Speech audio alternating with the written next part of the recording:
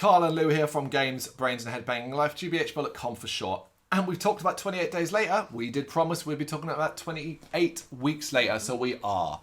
2007 horror film directed by Juan Carlos Fresnadillo, who co-wrote with Rowan Joffe, Enrique Lopez Levan, and Jesus Olmo. So it should be noted, Danny Boyle did not direct, Alex Garland did not write. And you can tell. Yeah. You can tell. There are some stylistic differences between this and some story issues here and there. Yeah. We will say, I think this is a very good movie. Oh, I do. Oh, yeah. I thoroughly enjoy it. And a lot of that is thank fuck for Robert Carlyle. Yes. My boy does wonderful in this movie. However, that's it. The rest of the cast, whew, we have some serious misses. And we have some serious issues in regards to how the plot moves forward.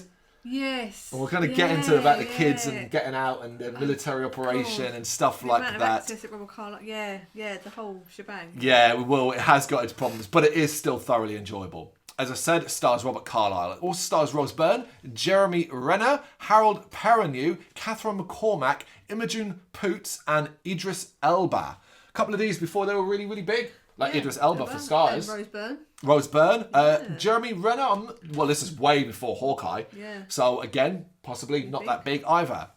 And, of course, it is set after the events of the first film, depicting the efforts of a NATO military force to salvage a safe zone in London, the consequences of two young siblings, breaking protocol to find their infected mother, and the resulting reintroduction of the rage virus to the safe zone. Received positive reviews from critics who praised the direction and atmosphere. It grossed 64 million against a 50 million budget. So worse overall. Yeah. Still very successful. 15 million budget, not $15. 15 million budget against 64 grossing. Yeah. But the over was 8 million against, what was it, 82 million or something like that. It was quite high. Yeah. And the movie starts off, dare I say, the best part of this movie is the beginning. Yeah. Dare I say. As we come straight in during the original outbreak of the rage virus. The original outbreak, as we meet Don, who is, of course, Robert Carlyle, his wife Alice, and 4 more survivors who are hiding in a barricade cottage on the outskirts of London. Basically, they're just living life there. Yeah. They're trying to survive. It's all boarded up, whispering, that kind of thing. You dropped immediately in this, and you're like, you don't know the time, but you don't know when it is. But you quickly establish it. It's post-event. Yeah, or during the event more. It's during the event. But they're interrupted by the pounding at a door of a terrified boy. They kind of dispute whether or not they should let him in and things like that. But basically, Alice wants to let him in and Don ends up agreeing. Unfortunately, the boy was pursued by the infected and the infected smash in. And it gets quite chaotic as a lot of survivors, people we don't really know, we didn't really get to know them here, are all killed. Don, Alice and the boy are chased upstairs. And Don wants, he's trying to climb out the window and he's telling Alice to come and she won't leave this boy. What do you make of this whole I'm not leaving this boy thing with Alice? I mean, I know there's a whole parental link to it, and there's so much bleakness going on, and this poor child has found him, and I feel like she feels like she can't just abandon him. That's it. It's that, isn't it? Emotions taken over, and I say that whole fight and flight thing. People do say in certain sort of stressful situations, and her brain has just gone, I can't leave him. So, yeah, I mean, I can't relate to that situation at all, but yeah, it's just a brief bit of, you could look at it from the outside as madness, but she knew she wanted to do it. So. Yeah. Yeah, the flight and fight thing comes into play here as Don basically has a choice. He has to fight because the infected bursts in the room and is in between him and Alice, or he goes out the window and he chooses flight. Run away! Now, this movie will tell you that Don was well out of order for this decision. I am being a right dick here. I'm not 100% sure it was. No. The infected were in that room and they were in that cottage. I think he may have been just committing suicide if he tried to help. Yeah. He tried to help. And here's the thing, is when they're later made aware that they have 2 children that are out of the country. He's got response. Yeah, absolutely. But this movie will go out its way to say, oh my God, how bad was he? I mean, it was me. I'd probably trip over and get my head stuck somewhere and I'd be like, just go on. I'm falling over. I'm wedged somewhere. Keep going. So yeah, and here's the thing as well, like as far as we're aware, she's killed because he climbs out the window, jumps down, and he looks back at the window and she's at the window, and then you just see her just disappear. Pulled away almost. Yeah. And that is a real problem for what would happen later on, personally, because the whole situation doesn't make any sense. Yeah. But he ends up running and you get these wonderful fucking swooping shots of up high of him legging it while more and more infected kind of joined the chase. Yeah. And that music plays and you are like, wow, that's an incredible opening sequence. It's really scary. It's terrifying. Because here's the best thing of all. This isn't jogging. This is pounding, running for your life. Your heart's gonna come out your chest. Like it's if I stop, I am dead. And he gets to a pier where there's another survivor from the cottage in a boat, and kills him as well. Yeah, he ends up accident. Well, he kind of it's more of an accident than anything else because it's quite shallow. The infected get in the water, and the boat they're trying to take him the infected on, and he gets dragged into the water, and then he comes back as an infected. But Don is able to kind of escape, and that's your opening sequence. And it is frantic, it's energetic, it's a great introduction to Dawn, who is the important character in this. Alice to a degree, but even when she comes back, does she even get any dialogue when she comes back? I don't know if she does. Obviously she says anything. Oh, she says 1 or 2 lines actually, yeah. But this is you're back in the world of the infected, the rage infected. So then we get some sort of words come up the screen. The infected begin to die of starvation, so NATO forces take control of Britain. And 28 weeks after the outbreak, an American force under the command of Brigadier, struggling to say that one, General Stone, which is Idris Elba, bring in settlers. So this environment, it's called like Safe Zone 1 or something like that. Effectively, it's around the Isle of Dogs. That area, the Isle of Dogs, Canary Wharf. So you see like a DLR train pull up inside Canary Wharf DLR station. Yeah. You would get an outside shot of DLR, of Canary Wharf. So it's all that area and the surrounding tower blocks. It makes sense. It's it's an island, so it makes sense. You know, there's a lot of water. It's not like there's a million different roads in and out. There's big modern buildings. They're pretty easy to they're pretty quite apartments, modern to look down. Yeah. So here we get lots of characters coming in to be introduced. The most important being the 2 kids, Don and Alice's children, which is, I've forgotten their names, Tammy and Andy. So Tammy's maybe about 15, 16. Yeah. Imogen Poots. And Andy, which is, actually I'm not sure who plays Harold. Is it Harold Perrineau? I think it is. No, it's not. No, it's not. No, it's not. No, I don't know who plays Andy. I didn't write his name down. But Andy's maybe about 10, 11? Yeah. 11? Yeah, he certainly comes across that way with a lot of his actions and stuff like that. But they're brought here, and seemingly there's a thing with Rose Byrne. We see her; she's a military doctor, that kind of thing. She's not happy that kids are there. Yeah. That was an agreement, but apparently Don pulled some strings. Yeah. Somehow pulled some strings to get his kids brought over.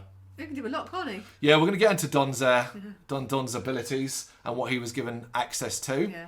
So now they're back in the country as well. They're admitted to it's District 1, the safe zone in the Isle of Dog, guarded by the US Army. We see lots of the sort of how they're keeping control, which involves a lot of snipers on roofs as well. Sergeant Doyle, which is Renner.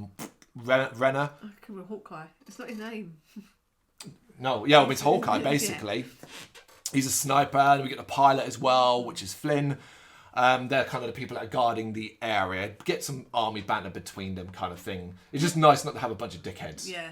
The helicopter guy is Harold Perrineau. Yeah, it is, absolutely. That's the guy from Lost. Yeah, absolutely. Yeah. It is, yeah. So Tammy and Andy are reunited with her father, who was apparently found by the US Army and has become, let's talk about it, the district caretaker. Yeah. The district caretaker, which apparently gives him access to everything. No, it wouldn't happen. It seems like access to bloody like the Idris Elba's not even got. He gets access to areas that just it's just like this is silly. Come on. You'd have access to a certain point, to a certain set of doors, and you'd have to be signed in or escorted in by someone higher up. We'll get to exactly where he gets access to. That's the biggest problem. Yeah. So in their new flat, their kids want to know about their mother, and basically Don tells the story, and he basically tells the entire truth up to the part where they ask, "Oh, did you see her die?" And he says he did. Basically, that's the part that he changes, but he does it with emotion and all that kind of thing, so it's fine. Andy that night ends up dreaming that he's going to forget his mother's face, so Tammy and Andy sneak out of the safe zone and return to their former home to collect family photographs and other mementos. And this is where you're like, what? Yeah. It's how easily they get out. Yeah. And they're spotted, but like, how is it that simple for 2 kids to be able to effectively sneak out? And if you're that worried about the safe zone, you probably incapacitate them. You could probably rubber bullets or something. You could probably hit them with something to incapacitate them. Well, we're just seen by Jeremy Renner, and he's like, "Where are you 2 going?" That kind of thing. It's just like, okay, so we're not that bothered about safety, are we? You have some sort of tannoy to go, where the fuck are you going? And stopping them there and then. Yeah, these are the parts of the movie that are the hardest to watch, because it's also followed then. But in their old home, they find Alice alive. She's alive and been living in the attic. She's almost feral-like, but she seems to be unaffected, a bit delirious, that kind of thing. And there's a problem again. You're like, what the fuck?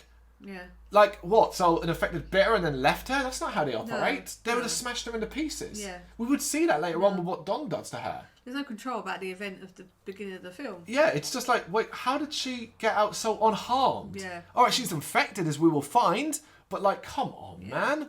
Anyway, soldiers break in and are taken back to District 1, where Alice is taken to a quarantine room where we find out that she's infected and basically an asymptomatic carrier of the rage virus, meaning she doesn't show symptoms, but she has it in her. Yeah. So basically, think about how the world we live in right now is in regards to asymptomatic carriers. Yeah. But you kind of know where this is going then. It means she can pass it on, but you know what I mean? Like spread it simply by the usual ways. Yeah. So then we get Don making a visit to Alice in an isolation cell. And this is the problem. His key card allows him access to where... Obviously this cell, right? This area is designed to keep potentially an infected and whatever. You'd have outer doors, you'd have lobby doors, you'd have out of quarantine areas. Even if he had AAA access, as he suggests he does, right? So even if he did, why is there no one guarding? There'd be guards, there'd be PPE. Monitors? Everything. Like, it's just he's able to walk in. Literally into, like, her room. Yeah, where she's strapped to a fucking bed. Yeah. It's insane. It's a stretch. And you're just kind of like... Oh. And we know it's one of those where you need to get to A to B. Yeah. And this is how we're doing it. But it's a tough ask for us. Yeah. It's a tough ask. However, I think predominantly the movie just goes upwards from here. Yeah. I think we get some of the best, arguably one of the best horror scenes in all the films upcoming, and including some just generally great moments. So he basically begs her to forgive him. And she says she loves him or something like that. She accepts his apology and they kiss. And like you know it. And this is Robert Carlyle at his finest. Yeah. When he pulls back from the kiss, it's like he knows himself immediately that something was wrong, and he starts to transform. And Robert Carlyle is infected. Done a good job, man. Oh, I'd argue he's better than anyone in the original. Yeah. Better than Gleason. Yeah. Because Carlyle is feral, man, and he grimaces, and he's got a little bit of smarts about him, and he's really terrifying. He really is. And this infection's horrible because obviously she's kind of tied to a table, and we get a very brutal murder or death of her as he thumbs in the eyes and smashes her head. And it's just the way he does it. He's got like, so feral. It's really, really hard to watch. And thus we begin the rampage and destruction of this facility as obviously he spreads his way. And again, they film this really coolly. I really like it. A lot of the time the camera's kept close to him there as we see him just running down hallways, grabbing someone. And he seems to want to spread the infection more than just kill, which I thought was really interesting. Yeah, maybe because he was infected by asymptomatic. He had it's a difference, an evolution, an evolution of it. Yeah. But yeah, what they end up doing is going to like Code Red Alert, and try and put all the people into what is one room, one area that's barricaded. Unfortunately, that goes wrong as Don ends up getting access because the kids are in here as well. And this is the scene, I think this is the horror. The darkness, as you don't know what's going on. The lights are all off and the infection is spreading throughout the people. It's pretty fucking horrific, you know? Yeah.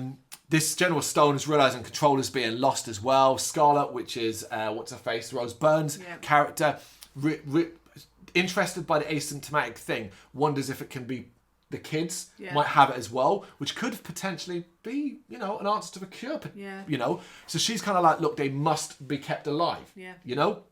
But Stone, as the people start breaking out of their room they were locked in and spreading throughout the district, it's lost. Yeah, it's lost. And he does make a hard call. And it's one where you understand why the call is made. Yeah. And basically, look, we no longer can tell who's infected and who's not. And we can't let this spread throughout of this district. Start kill indiscriminately, basically. Doyle has a bit of a problem with that. He can't comply, particularly when he sees through his scope that he has Tammy and Andy in his sights. So he ends up abandoning his post. But he ends up meeting up with Scarlett, Tammy and Andy and several others, extras. There's that guy in it. And they end up going through the Greenwich Foot Tunnel. That's an awesome thing because I've spent a lot of time in that Greenwich Foot Tunnel. Yeah. But so Stone ends up firebombing District 1. So killing, potentially wiping out life. And it is a great shot of the fire spreading through the streets. You get fire spreading through the Greenwich Tunnel, which I quite liked as well. The foot tunnel. There's lots of little bits here that look really, really good. But it doesn't kill enough. As he sees on the monitor, the infected have found another way out, and they're basically out of it. That's it. Done. And it's like, well, yeah, I mean, what are you going to do? Wait again? Yeah. That's what you're going to have to do. Wait until this lot starves to death. Yeah. It's a real build problem. But also, it causes a problem because if you fail to keep control this one time, and then the asymptomatic carriers creates a brand new issue for you. Yeah. A brand new issue for you. You'd have to test everybody. Yeah. Now, like, you'd have to have that. It does create a whole abandoned Britain situation. Yeah, because that was like wall that shit up and just leave it, The Americans have tried, and they're like... And if the Americans can't handle it, there you go. Yeah. So after escaping with a survivor named Sam, the only survivor sniper attack, that killed most of the group. Sam is the extra person that you're like, who are you? Yeah. Why are you there? Scarlett informs Doyle, look, we got to protect these kids. They might have the cure and all that. And Flynn arrives with a helicopter to pick them up, but Doyle, he's not going to do it because he doesn't know who they are. And he says, look, we try and cross over the ocean with them, we're going to be shot down. This is where Sam attempts to leap on that helicopter. This is all set in it's like an abandoned carnival. One of those sort of carnivals that go around. Oh, travelling ones. Travelling carnivals. Yeah. It's set sort of like an abandoned area there in a kind of greeny area. But the infected arrive, and this is where Sam is killed, and Flynn is forced to fly off. We do get some cool shots here, where lots of them infected, and he lowers the helicopter blade first and sides his way through them. Yeah. It's kind of unnecessarily glossy horror, but I like it. Yeah, it's a cool look, gore, Yeah, I want a bit of gore. Exactly that. I just want a bit of gore. Why not?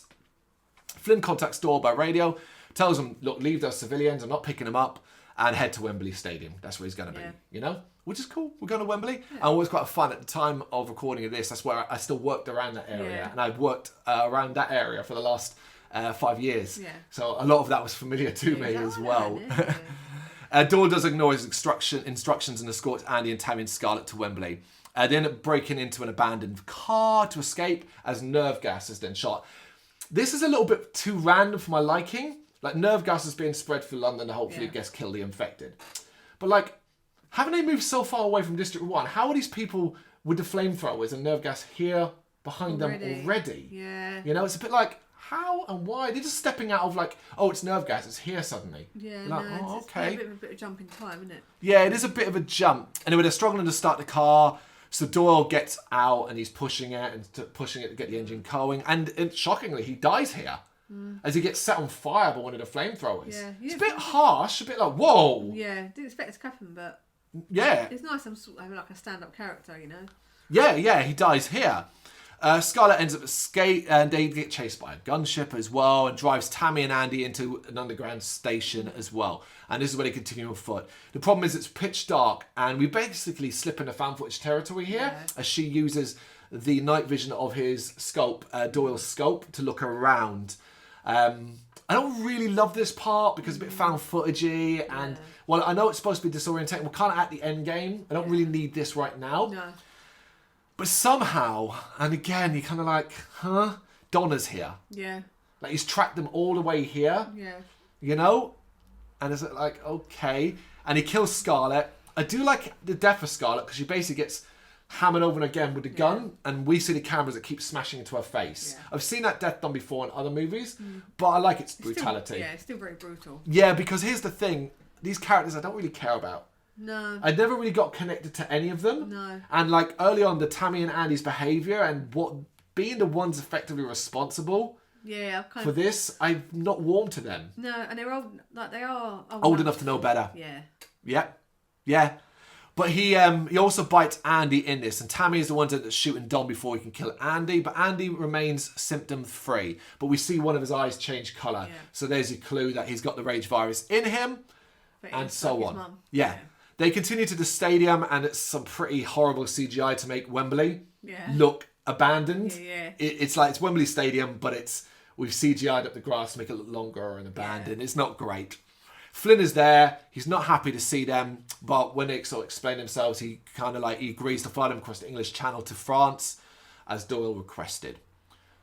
We then jump to 28 days later, and I do love this ending. Yeah. It's such a okay. Well, that's that done then. Yeah. We hear a French accented voice requesting help. via radio in Flynn's now abandoned helicopter. And we then get kind of shaky camera work as a group of infected are seen running through a tunnel that, as they emerge into the open, is revealed to be the exit of the Paris Metro Trocadero station, with a view across the Seine to the nearby Eiffel Tower, indicating that the virus has now spread to continental Europe. And that's world-ending. Yeah. It is. Oh, I mean, it is, because continental Europe is massive. And yeah, there are other land masses, America, Africa, Asia, Australia, that don't have it, but continental Europe is landlocked. Yeah. So it's We have a wildfire. problem. Yeah. We have a problem, a big problem. Yeah. So I really like how that... And I like how it's shaky as well. So you're just like, oh, it's the Eiffel Tower. Oh, okay. Yeah, it's in France now. And then you're like, for fuck's sake, Andy. Yeah, you dick. Yeah, because obviously it means someone, and presumably, because he's such a kid, you presume he probably infected Tammy Yeah. in a kiss or, sharing a room, whatever, and that's how that went on. So everyone's dead, basically. And so I really like the ending. I really do like the ending, because here's the reason why I like a downbeat ending for this one more than I did the original. The original, I cared about the characters who had been through so much. I just wanted them to have something to hold on.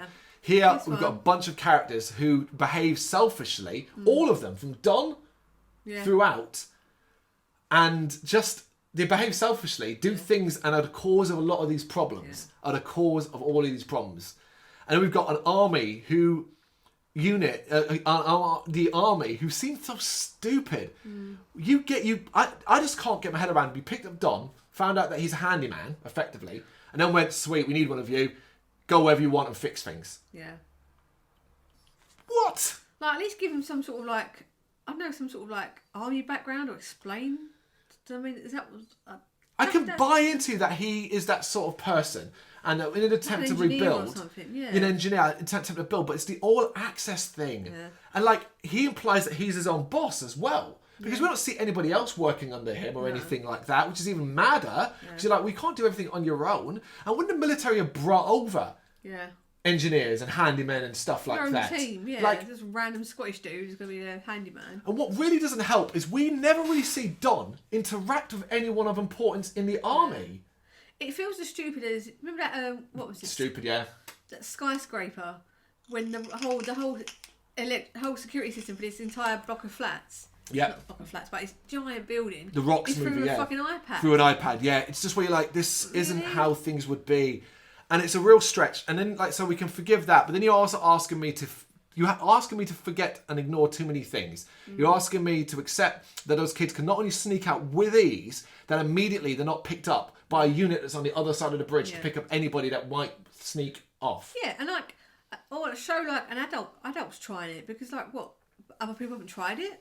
Well, no, because the idea is adults aren't stupid enough to do it. Yeah. But also, then you ask me to believe that these kids are that stupid to risk this. Now, you could say they've been sheltered from it by being in a different country. You could say that, and maybe they don't realise the risk. Similar to how Jim didn't realise the risk at the start. Yeah. Show us that then. Yeah. Show us talking to the father and being like, oh, is it really that bad, or this, whatever. Show them having a detachment to it because they were out of the country. Yeah. But the problem is neither are given great stuff, and neither are great at what they do either, to be truth be told. And that's a bit of a problem. Yeah. Then you've got the likes of Rose Byrne's character, who's just there to be the mum figure. She's very mopey. But she's also just there to take on the sort of responsible adult thing of getting the kids from one spot to the next. Yeah. The character of Flynn. It's nice to have a nice army guy of the last film, but he's irrelevant in this. Yeah. So much so that they kill him off so abruptly, you're shocked. Yeah. And it's a shocking moment, but you're so abrupt, you're like, oh, okay. Guess he wasn't, and he isn't integral. Is he integral to the plot? How? Yeah. The reason to watch this movie, and the reason why I think it is a good movie overall, is because when it gets right, it gets fucking right. And it doesn't just copy. It doesn't just copy what the first film did. No. It shows it on a grander scale. It pushes things a little bit further. It focuses on one infected more than any other, which is the one we can connect to, Robert Carlyle's Don, who, as we've already said and we'll repeat again, is phenomenal in this movie, both as a human and both as an infected. Absolutely brilliant. Trying to think, some of the horror scenes are brilliant. The underground one with the infection spreading and how it's filmed with the camera up close is brilliant. The panic of the shooting of the people that are running from outside and getting shot by the snipers is really, really dark, because you put yourself in that position. What would you do? Yeah. What would you do? You can't. There's no telling. It's so quick. they're watching someone. Oh, okay, they're human. Oh no, they're not. They're infected. Yeah. Because of the panic as well. Because everybody's running. It's really, really hard to tell who's infected and who's not. And it's night, and you're using the scope. I mean, that's a really good set of scenes there. You know, the firebombing looks very, very good. I like that. The locations, the different areas we go in London and get a bit more of the deserted streets and stuff like that was cool. It was nice to go back outside after spending so much time in localized areas we did in the original. Yeah. So that was kind of cool. And I really like the ending. It sounds like we're rubbish in the movie because we're picking up on those plot issues. Yeah. But we're not. We're not. You know? Best moment? The beginning, right? Yeah. The beginning. Just that first 10, 15 minutes at the cottage and the panic and the fear and the being back in that world to the great shots of him running from... Yeah, that's it, innit? I do like also when you see like Andy's eye and you know something's not right with him as well. You're like, oh, okay, this is going to go somewhere and this is a whole new set of problems. Yeah. Yeah. I like that. It's nice and downbeat. Yeah. Yeah. If you've got any thoughts on this sequel, please do let us know in the comments. Thank you very much for watching. You can check us out on gbhbl.com as well as on Facebook, Instagram, Twitter and Tumblr. Go to Patreon to help us out over there. That's patreon.com/gbhbl as well as Big Cartel where you can find some of our merchandise. We have a podcast running on SoundCloud and Apple Podcasts. And of course, if you like this video, do us a favour, hit the subscribe button and help the channel grow. Games, horror and heavy metal. What else is life for?